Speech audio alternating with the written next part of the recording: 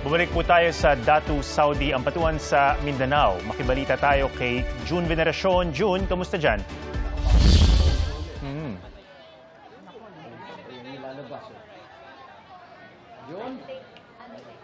Ito yung kanina natin na nakita, no? Atom, Vicky, ito pa rin yung sitwasyon. Paulit-ulit ko kinukwento sa inyo kanina yung problema. Ito, live na kuha ito ng problema. Sila ay katatapos lang bumoto. Palabas sila nitong Dato Pendililang Piang Elementary School. At hindi sila makalabas. For obvious reasons, barado yung gate. Dahil kinokontrol nga yung pagpasok ng mga tao dito sa polling center. Ito pa naman yung pinakamalaking polling center dito sa bayan ng Datu, Saudi, Ampatuan. At dahil nga sa problemang ito, Igan, Atom, Vicky, tumawag na tayo sa Provincial Election Supervisor nitong Maguindanao del Sur, si Attorney Alan Candon. At inilapit natin sa kanya yung problema dito sa eskwelahan. Nagulat din siya. Unang-una, nagulat siya bakit iisa yung pasukan at iisa yung labasan.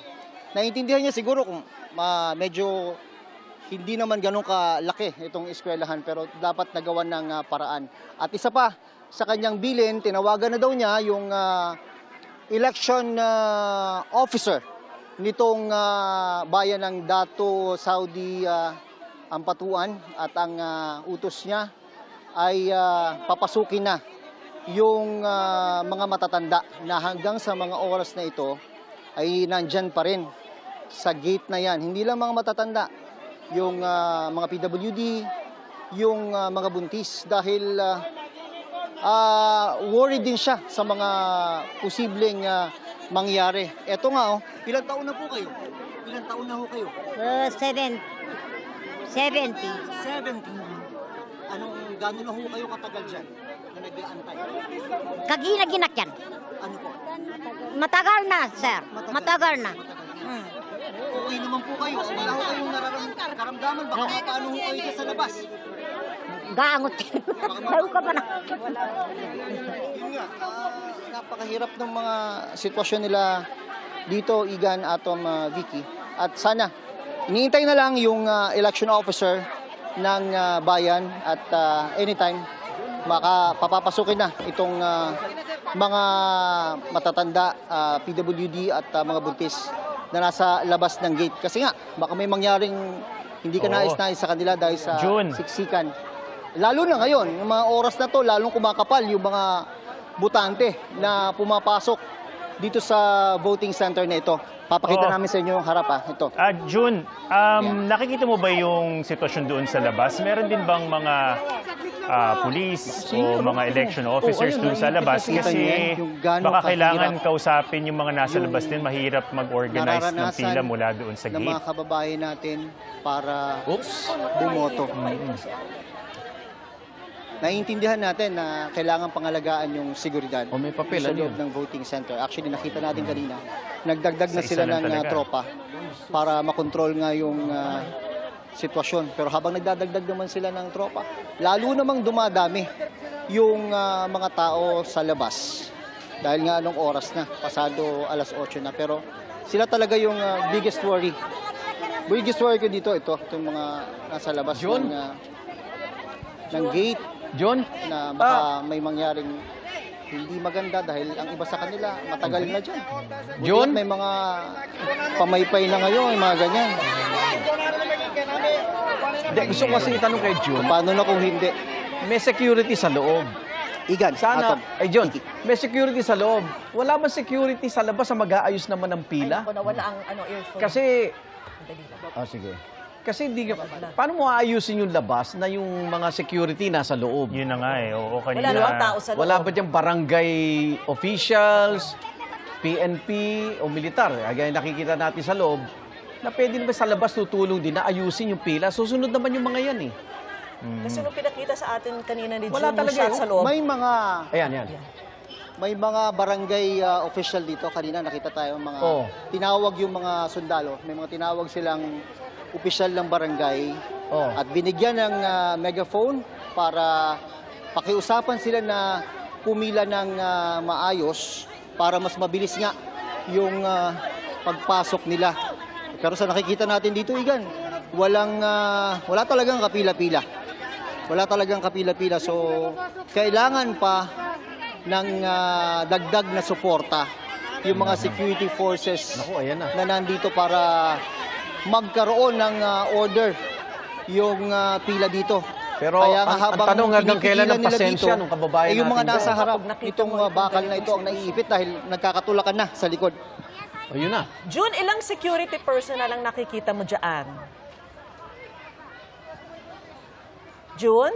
Dito sa gate na ito, Vicky, Oh, yes. narinig Go kita. ahead, go ahead. Dito sa gate na to, may nakikita tayong apat, isang pulis, dalawang sundalo, pero meron pa sa Sa mga loob. tao sa loob eh. May mga kanya-kanya kasi silang toka kung ano yung Oh, ayan. magiging role nila dito. Pero sa nakikita natin ngayon, kailangan nilang mag-focus ng attention dito sa area Mas na to. kailangan sa Ito lang labas. nakikita ko, Hindi Vicky, nang Pero sa kabila, mayroon pang sitwasyon dun eh. Oo, May yun, gate kasi din dun eh. Ang haba. Yan, dyan, yung area na yan, may isa pang gate.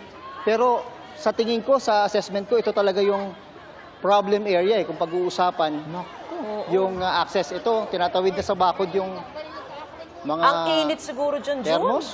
Yan, Ano yun? thermos. Wala ko pa mga- yung pagpapaypay ng mga tao. Mga kapat, umiinit pa, yes, totoo. June, kung Totoo, nasisilip mo yung... napakainit na ng panahon dito. Igan, go. June, kung nasisilip mo yung kabilang gate, siksikan din ba doon yung mga tao? Ibig sabihin, ano rin ba, nakasara yung gate at nagtutulakan din ba? Kasi kung konektado naman yung dalawang lugar na yan, baka merong posibilidad na gawing mas organisado yung pagpasok at paglabas ng mga kababayan natin dyan.